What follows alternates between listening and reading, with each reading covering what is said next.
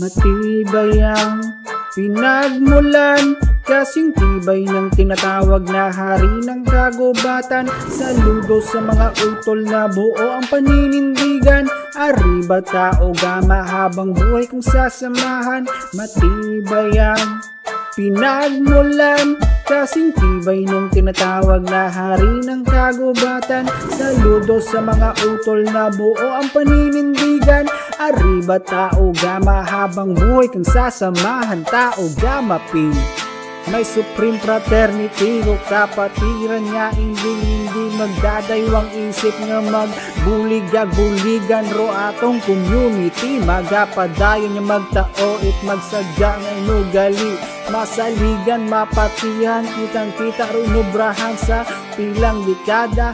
Buo gihapon no kapatiran, pilang beses naging isipan it magain niya pananawan. Tidyo gihapon ag hindi magagpasan, sibilisadong kapatiran sa tao gama masasaksihan.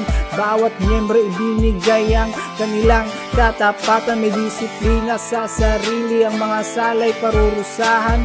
Arriba tao gama haring leyon ng galawan. Salamat nga pala sa mga opisyalis ng ating pamilya na silang nagpapatibay at nagpapatuloy nitong liga. Sa mga nauna at sa mga isisilang pa, saludo mga tol, lalong lalo na sa ama. Salamat nga pala sa mga opisyalis ng ating pamilya na silang nagpapatibay at nagpapatuloy nitong liga.